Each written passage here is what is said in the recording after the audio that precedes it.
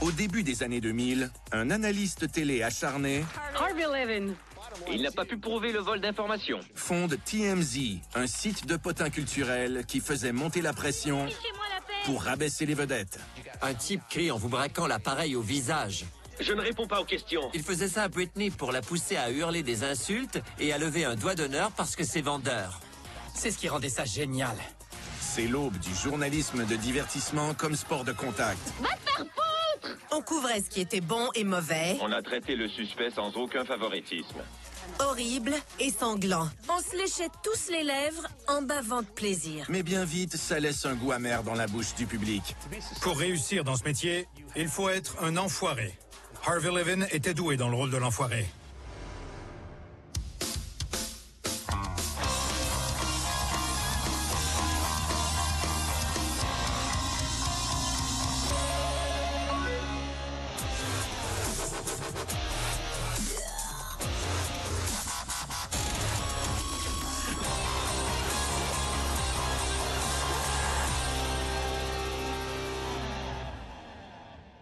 Son mariage à Jackson a duré 19 mois. Au tournant du siècle, le marché du potinage sur les célébrités est florissant. La nouvelle d'une autre rupture de vedette. Les paparazzi, qui ont pourtant contribué à la mort de la princesse Diana en 97, traquent sans relâche ceux qui vivent sous les projecteurs. Britney, comment ça va? Mais les histoires les plus salaces, autrefois reléguées aux revues à potins vendues à l'épicerie, envahissent un nouveau cyberespace puissant, Maintenant, en 56K, les connexions sont plus rapides que jamais. Internet. Avec une ligne téléphonique, on se branche en ligne. C'est ce que fait une nouvelle race de journalistes, experts en potins artistiques. On parlait de choses dont on jase d'habitude avec nos amis. Peux-tu croire qu'une telle couche avec un tel? Je m'appelle Trent Venegas. Je suis le fondateur et rédacteur du site Pink is the New Blog. Et il y a très longtemps, c'était un des blogs les plus brûlants d'Internet. Monsieur, j'écris sur Internet. On demande aux gens s'ils sont des blogueurs. Des quoi? Des blogueurs. Les blogueurs comme Trent découvrent vite que leur public est surtout fasciné par les allées et venues des starlettes montantes à L.A. Les bombes d'Hollywood, c'était Paris, Britney, Christina, Lindsay et Hillary. J'ai toujours essayé d'écrire des choses positives à leur sujet, ou du moins, pas terriblement merdiques. C'est bien. Mais il y avait d'autres blogs, dont le mien, qui prenaient un ton plus sarcastique et hautain en faisant des observations et des analyses à propos des célébrités. Je m'appelle Lainey et je potine. Dans les années 2000, j'ai lancé mon blog à potins, LaineyGossip.com. Je suis une ordure pour avoir écrit ces choses dans le temps. Mais il ne m'est pas venu à l'esprit de me sentir en conflit quand Diane Sawyer faisait de la stigmatisation sexuelle en interviewant Britney Spears. Êtes-vous déjà allé plus loin que vous l'auriez voulu? Non, je ne pense pas, non. C'était notre approche à l'époque. Les nouveaux sites web rivalisent avec les médias approuvés par les publicitaires, tels que les magazines sur papier glacé et les émissions de télé dont Entertainment Tonight. Entertainment Tonight, l'émission d'infodivertissement la plus regardée au monde. Leurs journalistes couraient les junkets pour interviewer diverses vedettes de films, sans oublier les tapis rouges et les plateaux de tournage. C'est comme ça qu'ils récoltaient leur contenu. Que portez-vous, Lee? Ma tenue d'Adam. Je ne sais plus ce que je disais. Allons. Certains blogueurs sont impitoyables. Avec ses commentaires malicieux et ses dessins explicites, Perez Hilton sort du cadre virtuel et il devient lui-même une personnalité devant la caméra. N'encouragez pas Britney Spears. C'est une droguée. La drogue, c'est malsain. Internet et tous les médias numériques en général ont changé notre façon de voir les écarts de conduite des célébrités. Et pourtant, voilà longtemps que la machine hollywoodienne tente d'assimiler la presse en lui faisant du charme pour qu'elle écrive des articles plus favorables, y compris les blogueurs. Je pense aux femmes de la télé-réalité The Hills, Lauren Conrad, Audrina Partridge et Whitney Port. Peu importe si elles aimaient mon blog ou pas, elles ont toujours été hyper gentilles avec moi. Elles voulaient poser avec moi. Heidi avec Spencer aussi. Une photo n'attendait pas l'autre, car elles connaissaient leur métier et elles savaient quel était le mien. Encore une fois, tout le monde jouait le jeu. Mais bientôt, un nouveau venu sur Internet va refuser de jouer selon les règles de l'industrie du spectacle. Nous, on n'avait pas l'intention d'aller sur les tapis rouges. On n'était donc pas redevables des gardiens d'Hollywood. Je m'appelle Gillian Sheldon. Dans les années 2000, j'ai changé le visage des actualités artistiques à jamais. Gillian Sheldon se démarque en fondant TMZ avec son collaborateur, l'avocat Harvey Levin, Le demandeur l'emporte. qui était l'analyste juridique de la télé-réalité The People's Court. Il n'a pas pu prouver le vol d'informations. Même s'il avait fait, sa cause n'est pas solide. Gillian et Harvey se rencontrent à Celebrity Justice, une émission de télé sur les tribulations et les tribunaux à Hollywood. Des accusations criminelles. Est-il rentré dans le droit chemin? Quand l'émission est annulée, le duo apprend que le géant d'Internet AOL cherche à se lancer dans le domaine des potins en ligne. Harvey m'a appelé sur mon cellulaire et il m'a lancé « On devrait faire ça ». Je me suis dit « Pourquoi pas? Je peux y travailler 6 mois, je suis sûre que ça ne donnera rien ». Et j'ai accepté. C'était à l'été 2005. C'est une année chargée en actualité artistique. Le caïd du rap Suge Knight se fait tirer dessus. Kanye West s'en prend au président. George Bush se fiche des personnes noires. Et Tom Cruise est amoureux fou de Katie Holmes. On ne vous a jamais vu agir ainsi. Je sais. Avez-vous déjà ressenti ça? TMZ est entré en scène. Contrairement aux émissions Entertainment Tonight et Extra, on n'était pas limité par les horaires de diffusion et tout ça. On pouvait annoncer des nouvelles quand on voulait. Les actualités artistiques roulaient jour et nuit. Je m'appelle Dax Holt. Je suis un ex-réalisateur chez TMZ. C'est moi qui décidais quelle photo allait faire la une du site web de TMZ. Mais à mes débuts, le site n'avait même pas de nom. Harvey raffolait du nom Pop Salad. Il trouvait ça complètement génial. Le logo devait être un bol de salade avec les têtes de Lindsay Lohan, de Paris Hilton et de Britney Spears qui surgiraient entre des tomates et des carottes. On a tué l'idée. Le site est baptisé TMZ pour 30 Mile Zone, la zone de 30 000. C'est une vieille expression des studios de cinéma qui désignait la région de LA. Les équipes de tournage touchaient un tarif plus élevé si elles travaillaient hors de ses limites. Pour nous, cette zone de 48 km englobait tout ce qui se passait à Hollywood et ses environs. C'est une mission d'envergure pour la petite équipe qui met sur pied TMZ. On aurait pu croire qu'on employait une armada. Il n'y avait que moi et Harvey. Lui, il avait un adjoint. On a aussi embauché un messager de cours et 2 rédacteurs de nouvelles. Mais notre équipe comptait surtout des personnes fraîchement émolues de l'université et des jeunes assistants de production qui faisaient des téléphones. On se battait dans les tranchées ensemble. On luttait tous pour que la marque triomphe et qu'elle publie ses nouvelles en premier. C'est ce qui alimentait réellement l'étincelle de TMZ. Faute de personnel à déployer dans la ville entière, le tabloïd recrute les bons collaborateurs pour être ses yeux et ses oreilles. Disons que j'avais des contacts, des informateurs. Je marchandais avec certains voituriers. Je disais par exemple, voici mon numéro, avertis-moi si telle vedette arrive. Et je la prenais en photo à la sortie. Selma, comment ça va? Content de te voir. Je m'appelle Simon Cardoza, je suis un ancien photographe de TMZ. Qui est le plus sexy? Toi ou George? On captait des vedettes sur vidéo, chaque jour. Où est l'entrée? Notre travail, c'était surtout de traîner devant les boîtes de nuit et les bars. TMZ pratique également sa propre version du journalisme d'enquête à l'ancienne. On appelait l'hôpital de la région. On téléphonait au fleuriste local pour demander s'il avait livré des fleurs à quelqu'un ce jour-là. Comme ça, on dénichait des pépites et des filons d'histoire qui menaient parfois à des pistes énormes qu'on pouvait ensuite explorer. Whitney, bonsoir. Bonsoir. On peut prendre une photo? Whitney, ferais-tu une bonne juge suppléante à l'émission X Factor? On rapportait que telle vedette avait été vue ici et qu'une autre avait fait ça. On publiait tout ce qu'on pensait que le public voudrait consommer afin de construire notre site web. Tout le monde aimait nous voir aller. On était la petite bande de débutants combatifs qui se débrouillaient avec les moyens du bord. On n'avait pas les ressources dont disposaient bien des grandes chaînes d'information. Tous leurs efforts portent fruit le 9 novembre 2005. À 2h30, la bonne personne de TMZ se trouve au bon endroit et au bon moment pour capter sur le vif la primeur qui en fera la plus grande source de nouvelles chocs sur les célébrités dans le monde. Oh mon Dieu, on a cette vidéo, En 2005, il y a 1 milliard d'internautes qui se branchent à Internet sur la planète. Ça veut dire qu'ils ont tous la possibilité d'assister au lancement explosif de TMZ.com en ligne. L'adjoint de Harvey est allé dans une boîte de nuit qui était ultra populaire à l'époque. C'est là qu'il a croisé Paris Hilton et son petit ami et fiancé à l'époque, Stavros Niarchos, l'héritier d'un richissime armateur grec. Paris montait à bord de sa Bentley avec lui. L'adjoint en question, qui était aussi notre vidéaste, se tenait devant la voiture. Stavros Niarchos se couvrait la tête avec sa veste.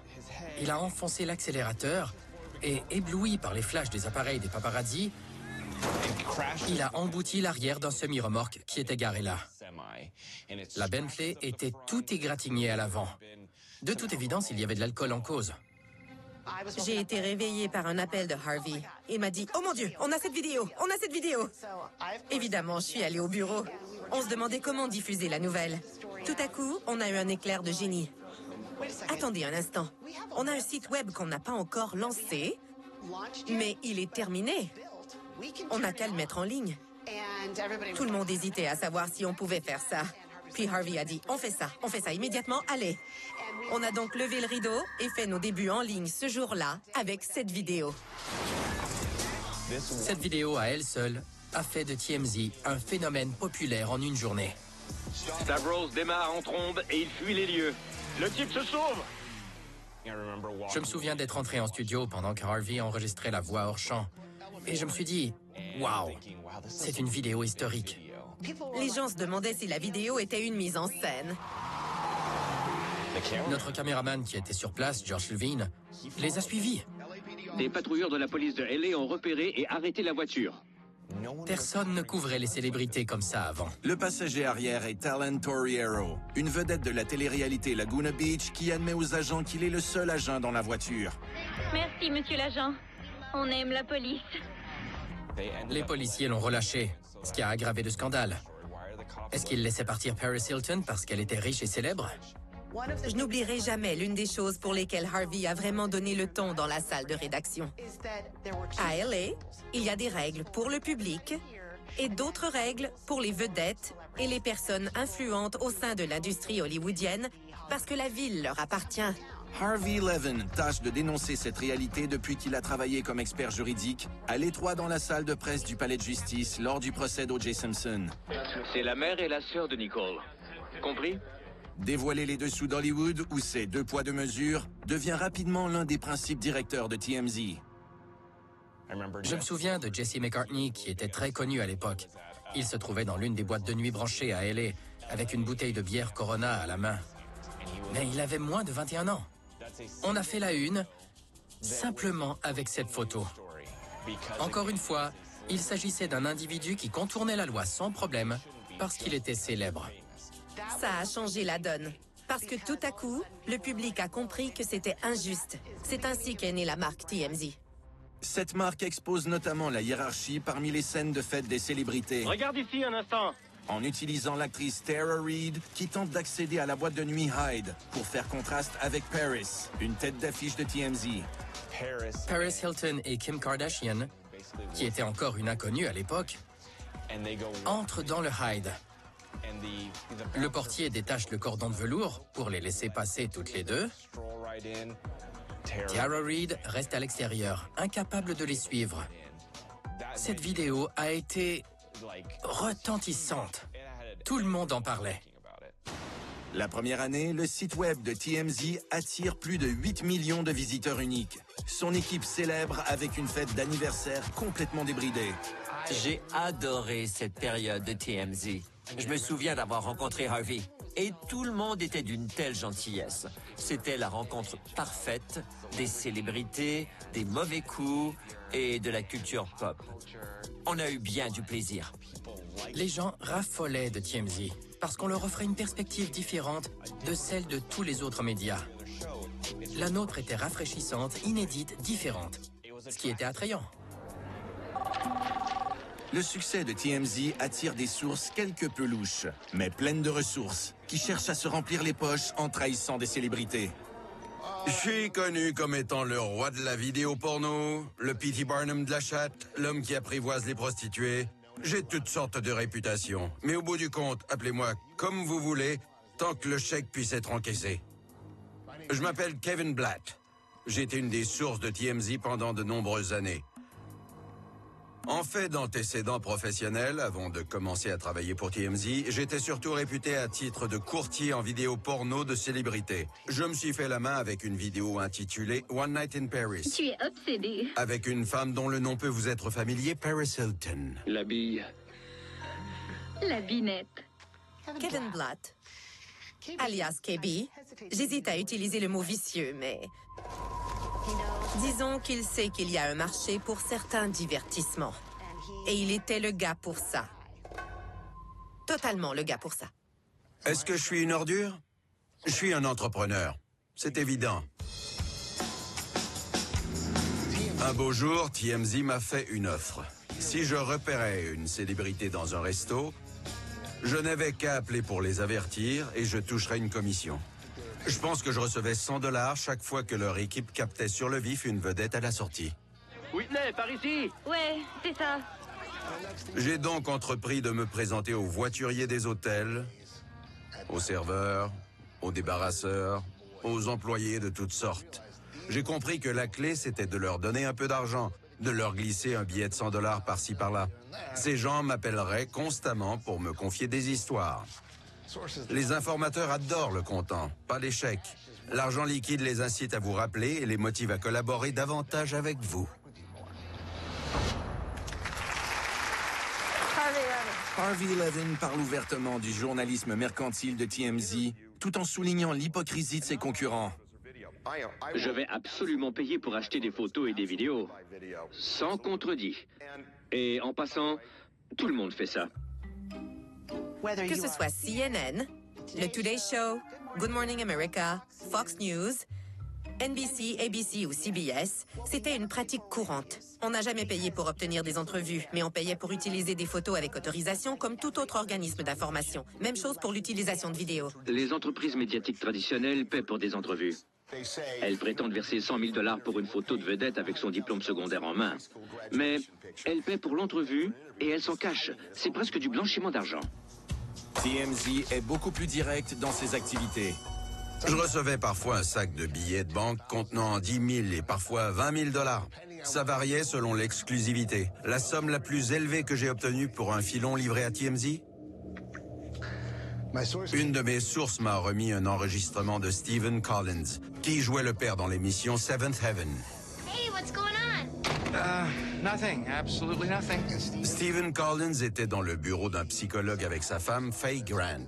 C'était une thérapie de couple car ils étaient en instance de divorce. J'ai mis sa main sur mon pénis.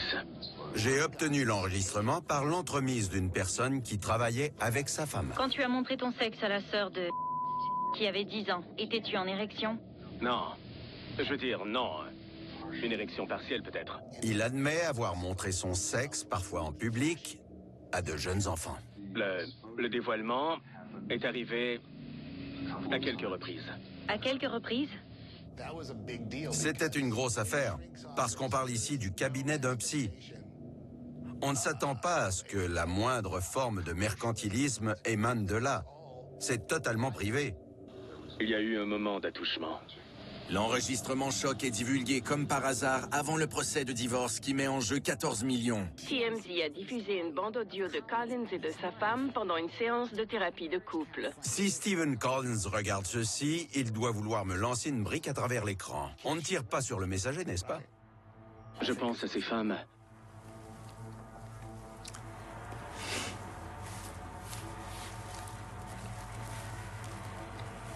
Tous les jours. Je ne sais pas comment Harvey a pu s'en tirer après avoir mis ça en ligne. Mais il l'a fait. Ça a ruiné la vie de ce type. La nouvelle de TMZ se répand comme une traînée de poudre et la police ouvre une enquête. On craignait hier soir que Collins ne se soit suicidé. La police a répondu au signalement d'un coup de feu à son domicile. Heureusement, le coup de feu n'était qu'un canular, ce qui évite à TMZ d'avoir du sang sur les mains. On était juste. Nos reportages étaient scandaleux, mais toujours justes. On appelait pour obtenir des commentaires. Nos nouvelles étaient entièrement vérifiées, précises et factuelles. Malgré tout, TMZ est accusé d'être le pire rustleur de ragots, une critique que le tabloïd partage allègrement sur son propre site. Harvey est le genre de type qui lâche une meute de photographes en Californie du Sud pour braquer leurs objectifs dans les voitures afin de prendre des photos de personnes sans sous-vêtements. Mais la réputation de TMZ change grâce à un tuyau sur une personnalité de premier plan arrêtée pour conduite en état d'ébriété. L'ami de quelqu'un roulait sur l'autoroute qui longe le Pacifique quand il a aperçu Mel Gibson en train de souffler dans l'alcotest sur l'accotement. Il a appelé pour décrire ce dont il avait été témoin et nous a suggéré de vérifier ça. On a téléphoné au bureau du shérif du comté de Los Angeles qui a confirmé que Mel Gibson avait été arrêté sans incident. D'accord, merci. Quelques heures plus tard, on nous a soufflé que non seulement c'était faux, mais que l'histoire était complètement différente. TMZ va donc lancer une enquête qui l'opposera à la police. Et c'est ce qui fera éclater un véritable scandale. Les shérifs ont menti. Ils ont carrément menti. En 2006, TMZ continue de dévoiler l'hypocrisie qui règne à Hollywood en faisant plein feu sur l'arrestation pour conduite en état d'ébriété d'une des plus grandes vedettes du monde. Mel Gibson était le roi de Malibu. Il était riche et célèbre. Il avait la possibilité de demander qu'on étouffe l'affaire et le pouvoir de réaliser son souhait. Mais il n'avait pas prévu que TMZ et Harvey Levin seraient là pour découvrir toute la vérité. On a traité le suspect sans aucun favoritisme. Le bureau du shérif a menti aux médias. C'était une dissimulation typique et maladroite. Un informateur a télécopié à TMZ le rapport de l'agent qui a procédé à l'arrestation, y compris les parties qui avaient été délibérément cachées à la presse. Le rapport de police de 5 pages décrivait le comportement véritable de Mel Gibson, qui avait résisté à l'arrestation et lancé une diatribe antisémite. Il a dit que les Juifs avaient causé toutes les guerres. Il a demandé à l'agent s'il était juif. On a rappelé le porte-parole du bureau du shérif en disant qu'on avait des copies du rapport d'arrestation. Il nous a répondu « Je ne sais pas de quoi vous parlez. Ce n'est pas vrai. Vous ne pouvez pas publier ça, ce n'est pas vrai. » Mais personne n'allait nous bâillonner. Alors, j'ai cliqué sur le bouton « Publier » pour la nouvelle. Et ça a été le coup de feu qu'on a entendu dans le monde entier. La police a compris qu'elle ne pouvait pas laisser une vedette échapper aux conséquences d'un incident odieux ou de la conduite en état d'ébriété parce que son nom est connu.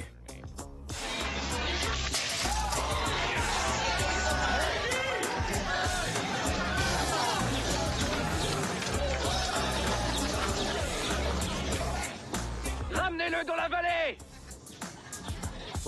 Il y avait un petit outil puissant dans le site de TMZ et il y figure toujours. Il s'agit de la ligne d'info. Des millions d'internautes qui consultaient de plus en plus TMZ ont fini par comprendre que cette ligne d'info, jumelée à la caméra de leur téléphone cellulaire, était une combinaison extrêmement puissante. Certaines des nouvelles les plus importantes et choquantes de TMZ proviennent d'enregistrements audio et vidéo envoyés à la ligne d'info, comme Michael Richards qui hurle le mot en haine à des chahuteurs au Laugh Factory, une boîte d'humour de Los Angeles.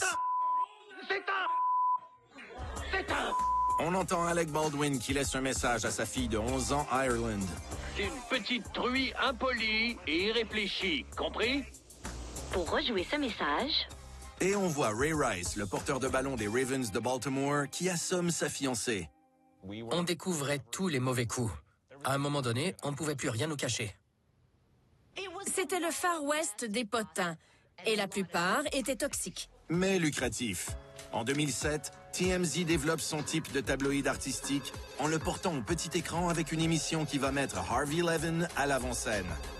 Lorsque l'émission de télé a eu le feu vert, notre équipe a emménagé dans de nouveaux bureaux superbes à Hollywood. En entrant, je me souviens d'avoir remarqué des projecteurs accrochés au plafond et des endroits désignés pour les caméras. Ça ressemblait plus à un plateau de tournage. À un certain moment, je ne sais plus qui, sûrement Harvey ou un des réalisateurs, a dit « Pourquoi est-ce qu'on ne filme pas notre aire ouverte ?» Tôt, chaque matin, la rédaction se réunissait là.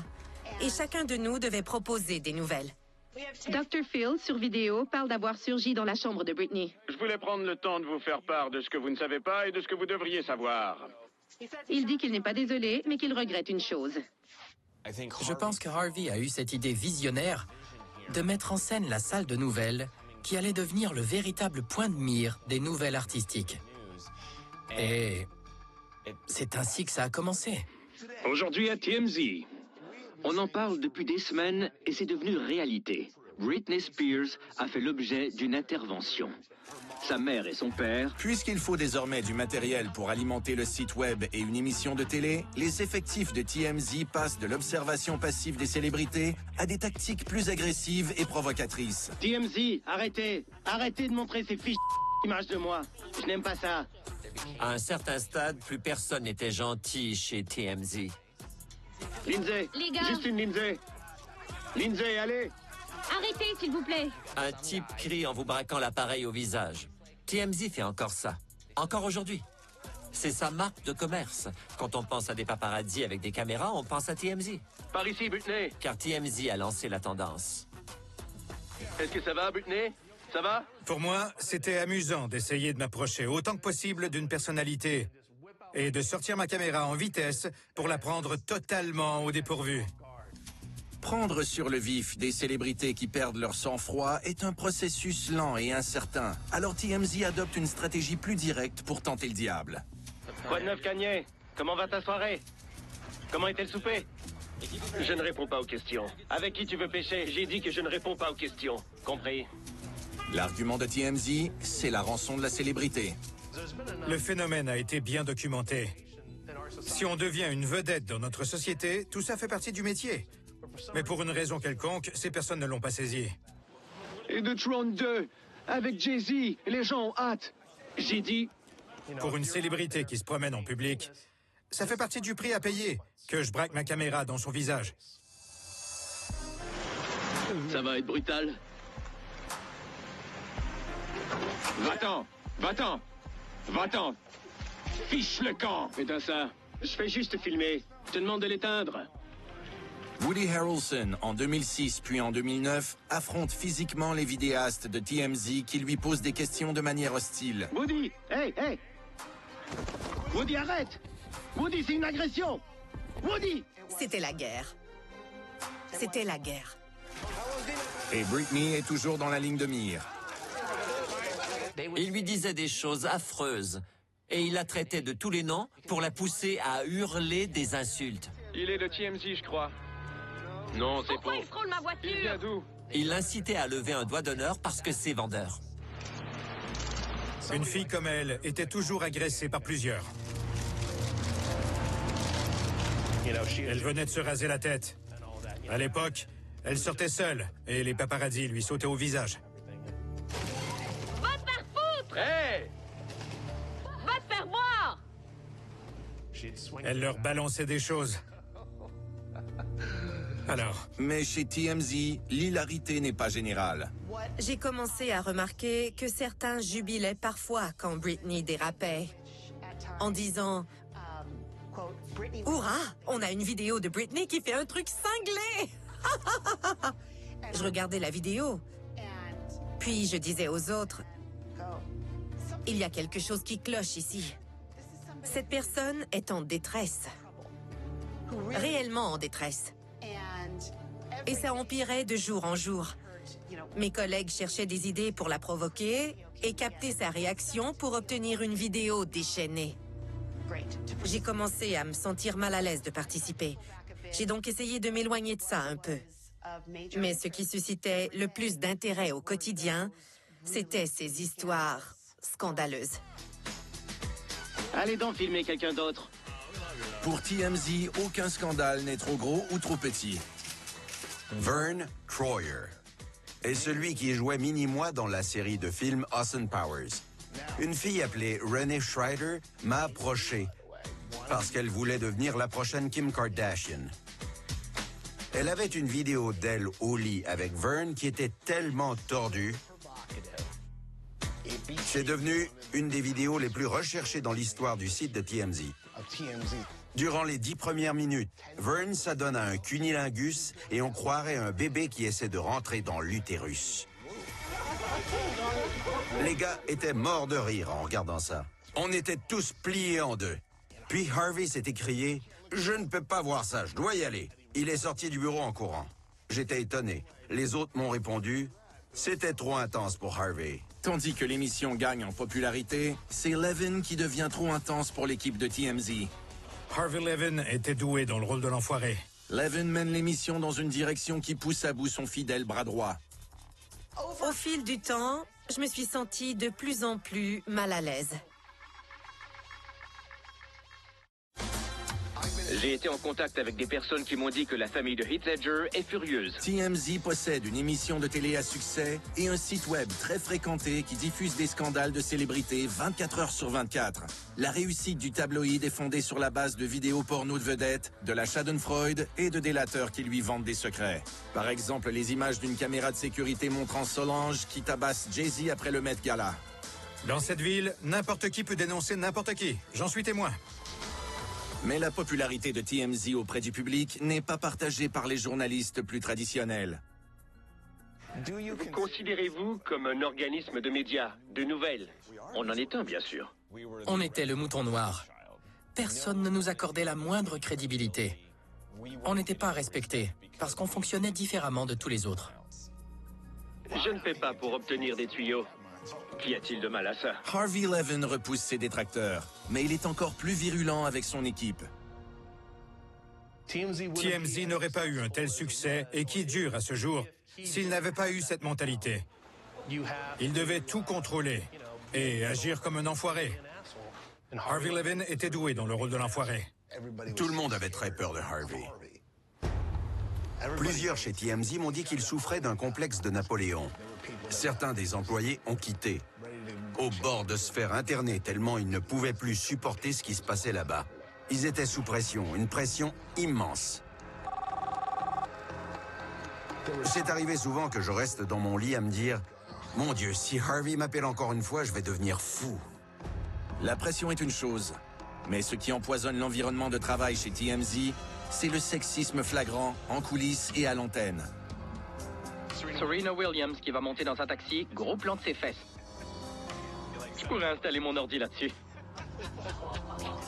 Je dirais qu'au début, il y avait certainement pas mal plus d'employés masculins que féminins. Et ce qui a contribué en partie à notre popularité, c'est qu'on ne traitait pas nécessairement de mode ou de sujets du genre. On parlait de belles femmes en bikini sur la plage. Mais je vote plutôt pour Cindy Crawford. En 15 ans, est-ce qu'on a déjà eu une photo de Cindy Crawford seins nus? C'est du déjà vu, elle a posé pour Playboy en 88 et en 98. Vraiment? Oui. Il y a des photos d'elle seins nus sur des plages. C'était la perspective masculine contre la perspective féminine. C'était décidément une culture de mecs. Les gars regardaient ouvertement des vidéos porno dans la salle des nouvelles à des fins de recherche. Et que dire du genre de commentaires qu'ils lançaient dans la salle des nouvelles? Jennifer Love Hewitt en pleine manucure. Elle paraît bien, il faut dire qu'elle est assise. En tant que femme, on devait avoir... Ça paraît stupide de dire ça. Je ne dirais pas que ça prenait une carapace. Il fallait être consciente du fait qu'une partie de notre contenu n'était pas super respectueux. Mais c'était notre marque de commerce. La chaîne Amanda Bynes, avec toutes ses personnalités, tout le temps. Une marque qui semble se réjouir de faire des reportages sur de jeunes femmes célèbres qui souffrent de maladies mentales. Vous avez vu les perruques et les gazouillis, mais le plus cinglé de la saga n'est peut-être pas Amanda elle-même. On a beaucoup parlé d'Amanda Bynes. Est-ce que tu penses que tu devrais être sous tutelle? Et de Britney Spears. Peux-tu prendre le volant, Britney? On les suivait parce qu'elles avaient un comportement erratique et déchaîné. Parce qu'elles faisaient des choses dont tout le monde parlait. Contrairement à toi qui a été condamné pour conduite en état d'ébriété et vol de collier. Alors gare à toi, Lindsay l'ignoble. Pour être franche, ça nous donne tous une mauvaise image. Je m'inclus là-dedans, la meneuse de bande qui y a participé. C'était une sorte de sport de poursuivre ces jeunes femmes, de les critiquer et même de les rabaisser d'un cran parce qu'elles étaient devenues aussi connues. Ta gueule. Gillian Sheldon, la cofondatrice de TMZ, commence à se sentir coupable de traiter injustement les vedettes féminines. Je regardais mes collègues à gauche et à droite, y compris Harvey, et je frémissais de consternation. Mais tout se bousculait tellement au quotidien. Je ne me suis pas dit un jour, écoutez, il m'a poussé une conscience. Disons qu'au fil du temps, je me suis sentie de plus en plus mal à l'aise.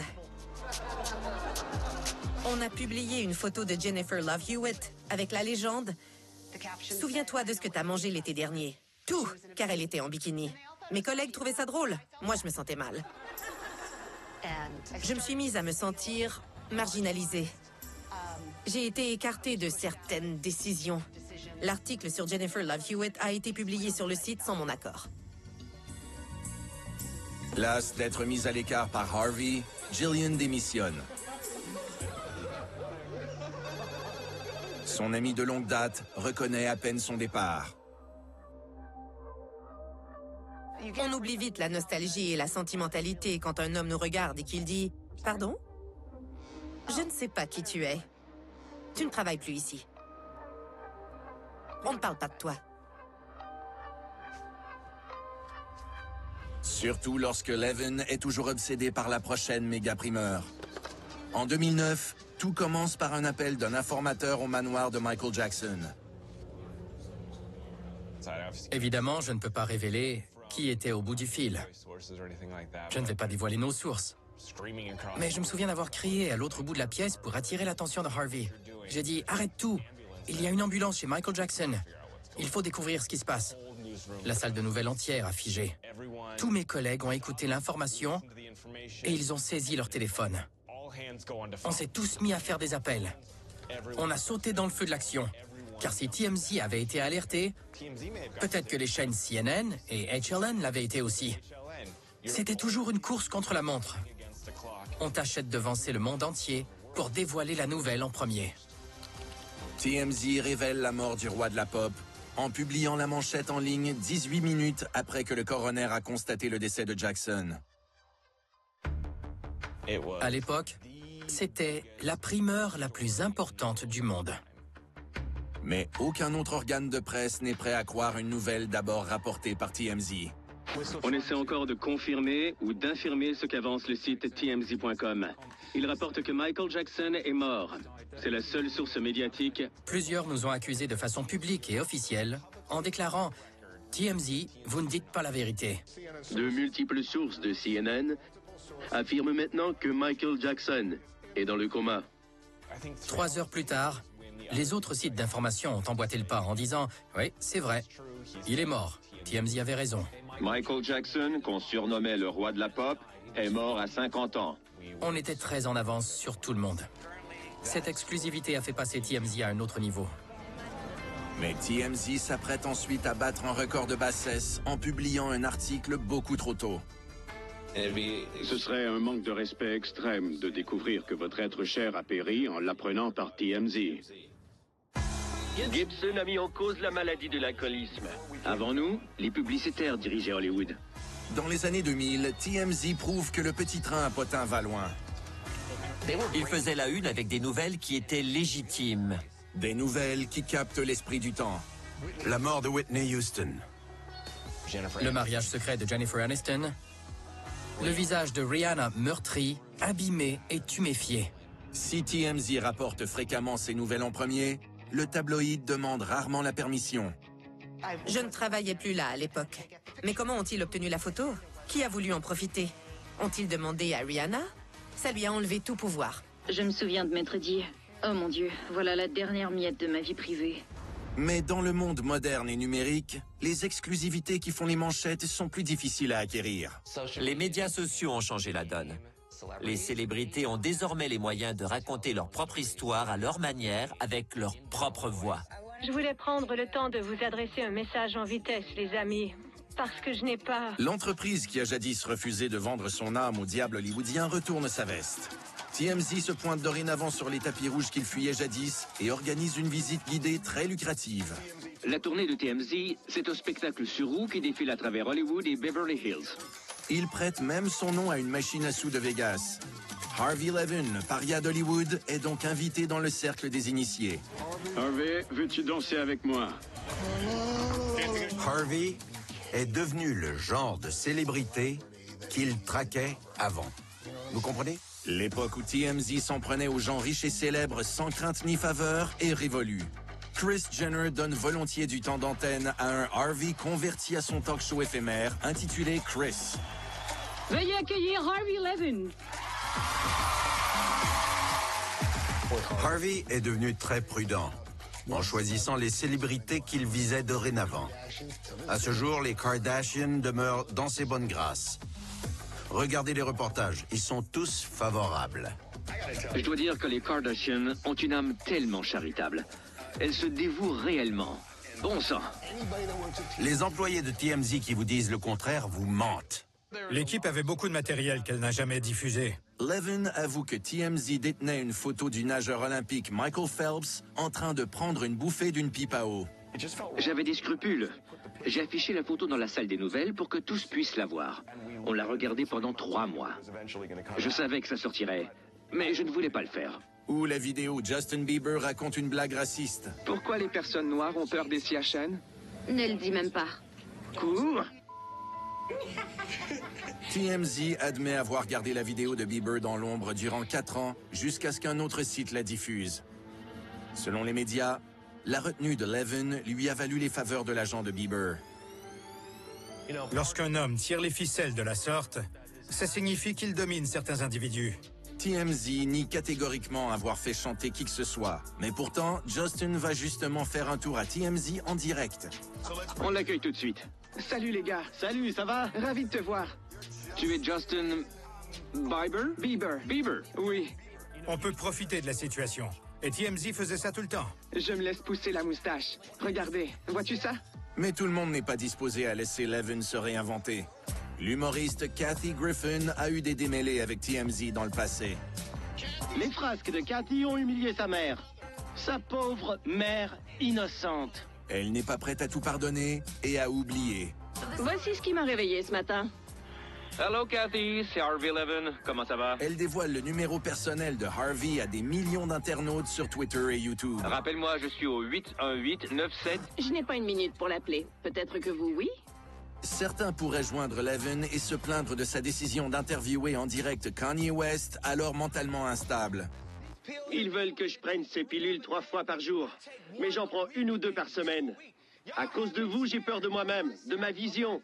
J'ai pris des pilules pour ne pas aboutir à l'hôpital et donner raison à tout le monde. Jamie Foxx exprime son indignation dans une vidéo que TMZ publie avec plaisir. L'équipe de TMZ sait qu'elle ne devrait pas faire cette merde. Elle a mis cet homme sur la sellette. Ne croyez pas à cette merde. Mais TMZ est au cœur de la pire controverse en 2020, lorsque le tabloïd est le premier à annoncer que Kobe Bryant a péri dans un accident d'hélicoptère.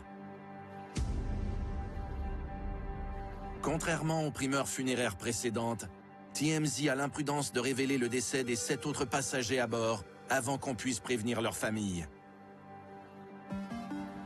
Ce serait un manque de respect extrême de découvrir que votre être cher a péri en l'apprenant par TMZ. Le jour même où Kobe périt, le mot-clic « Cancel TMZ » devient un sujet tendance sur les réseaux sociaux. Et plus de 600 000 personnes signent une pétition en ligne demandant à Warner Media d'annuler immédiatement TMZ. TMZ ne va jamais disparaître pour de bon. Mais je pense que ces jours de gloire sont révolus. À mon avis, le TMZ d'aujourd'hui est très différent de celui d'il y a 15 ans. Ça ne sert probablement à rien. Mais je m'efforce de ne jamais cliquer sur les sites auxquels je ne veux plus accorder le moindre trafic. Je ne lis pas TMZ et je ne clique pas sur TMZ. Quant à Harvey, non, il ne regrette rien. Je l'ai fait à ma façon.